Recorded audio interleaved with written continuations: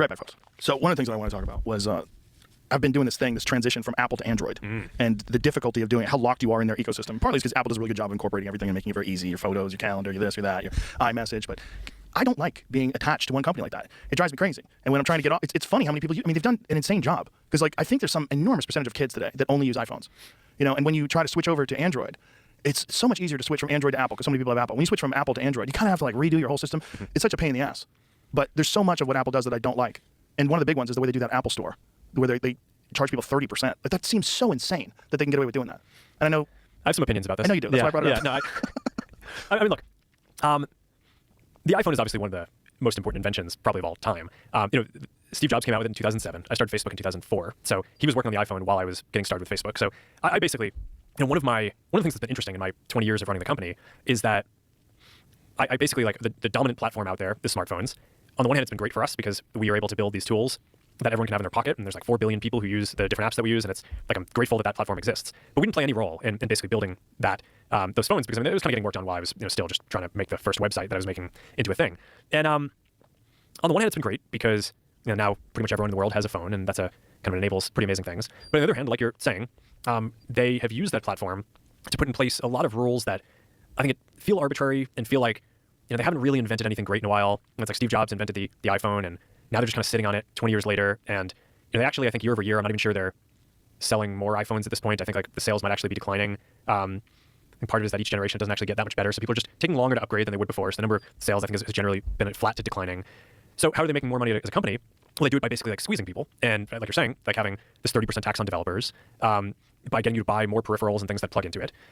They build stuff like AirPods, which are cool, but they've just thoroughly hamstrung the ability for anyone else to build something that can connect to the iPhone in the same way. So I mean, there are a lot of other companies in the world that would be able to build like a very good earbud, but it just, Apple has a specific protocol that they've built into the iPhone that allows AirPods to basically connect to it, and it's just much more seamless because they've enabled that, but they don't let anyone else use the protocol. If they did, there would probably be much better competitors to AirPods out there. And whenever you push on this, they get super touchy, and they basically wrap their defense of it in, well, if we let other companies plug into our thing, then that would violate people's privacy and security. It's like, no, just do a better job designing the protocol, right? And we have, we basically asked them for the Ray-Ban Meta glasses that we built, can we basically use the protocol they use for AirPod and some of these other things to just make it so we can as easily connect. So it's not like, a pain in the ass for people who want to use this. And I think one of the protocols they've used that they built, they basically didn't encrypt it. So it's like plain text. And they're like, well, we can't have you plug into it because it would be insecure. It's like, it's insecure because you didn't build any security into it. And then now you're using that as a justification for why only your product can connect in an easy way. It's like, the whole thing is kind of wild. And I'm pretty optimistic that just because they've been so off their game in terms of not really releasing many innovative things, that eventually, I mean, the good news about the tech industry is it's just super dynamic and things are constantly getting invented. And I think companies, if you just don't do a good job for like 10 years, eventually you're just going to get beat by someone. But I don't know. I mean, at some point I did this like back of the envelope calculation of like all the random rules that Apple puts out. If they didn't apply, like I think it's like, and this is just Meta, I think we'd like make twice as much profit or something. And that's just us. I mean, it's like all these small companies that like probably can't even exist because of the taxes that they put in place. So yeah, I think it's a big issue. I wish that they would just kind of get back to building good things and not having their ability to compete be connected to just like advantaging their stuff. Because I'm pretty sure what they're going to do is like they're going to take something like this Ray-Ban Meta category that we've kind of created with Ray-Ban and the company that built that. They're like the really great AI glasses. And I'm pretty sure Apple's just going to like try to build a version of that, but then just like advantage how it connects to the phone. And well, they did that with their AR goggle thing, but it's not very successful. No, that one they didn't actually connect into the rest of their ecosystem. But I mean, look, they shipped something for $3,500 that I think is worse than the thing that we shipped for $300 or $400. So I mean, that clearly was not going to work very well. Now, I mean, look, they're a technology company. I think their second and third version will probably be better than their first version. But yeah, no, I think the Vision Pro is, I think, one of the bigger swings at doing a new thing that they tried in a while. And I don't want to give them too hard of a time on it because we do a lot of things where the first version isn't that good. You want to kind of judge the third version of it. But I mean, the V1, it definitely did not hit it out of the park. I heard it's really good for watching movies.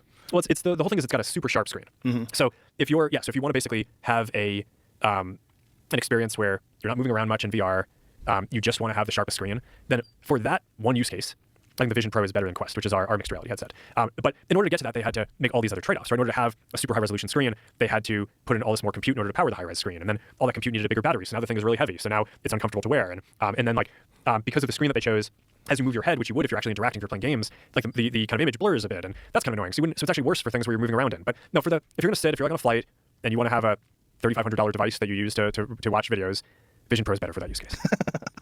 They're really good at keeping you in their walled garden. That's what they're really good at. Yeah, I mean, the whole thing that they've done with iMessage where they do this whole blue bubble, green bubble thing, and it basically, I mean, like for kids, it's just sort of like they embarrass you, right? They're like, if you don't have a blue bubble, you're not cool, and you're like the out crowd, and then they always wrap it in like security. It's like, oh well, we do this blue bubble because of security. Meanwhile, Google and others had this whole protocol to be able to do encrypted text messages that finally I think Apple was forced to implement it. RCS. Yeah, I think it was the Chinese government that basically ended up forcing them to do it, or some other government. But it's still not encrypted. Even when you're sending RCS text messages, I don't think it's encrypted. I thought it was, but maybe I think it's only encrypted Google to Google phones. I don't think it's encrypted iPhone to Google phones or Google phones to iPhones, because I think that was actually was it the FBI? Someone released that, telling people that if they're talking about sensitive things, they should use encrypted apps like WhatsApp. See if we can find that. It was something where they were saying that contrary to popular belief, that RCS texting to iPhones. GSMA aims to implement end-to-end encryption for RCS messaging. We see it? It's not a good answer. I'm trying to find it. Oh, okay. I don't have anything to show you yet. I was trying to read. Yeah, so Google RCS to like I don't know if this is Android correct. phone to Android phone is encrypted with RCS. I think the issue comes with it going from like say Google Google RCS texting to iPhones, is it encrypted? RCS texting to iMessage, is it encrypted? I'm pretty sure it's not. I might be wrong. I don't think I am. I'm pretty sure I read that. And the problem was they won't let any other phone use the iMessage protocol. And they had a company that was doing it called Beeper, and they were doing it through some sort of workaround. Yeah, it's not encrypted. Yeah, that's what I'm saying. Yeah, so it's not. So you are getting the ability to send high resolution images, which is great because like my friend Brian, who uses an Android, he'd send me a video and it'd be this tiny little broken down box because you had to break it down to the lowest resolution. Yeah, no, I mean group chats when you have a bunch of people in iMessage and then one person has an Android are terrible. I mean that's People get mad at you. People get mad at you because you use WhatsApp. So I use WhatsApp. You only use that. I only communicate with a few people over SMS, but it's but basically, I mean, and I build a lot of the leading messaging services, so I've got to use ours. Most people I'm either WhatsApp or Instagram Direct or a Messenger, but yeah.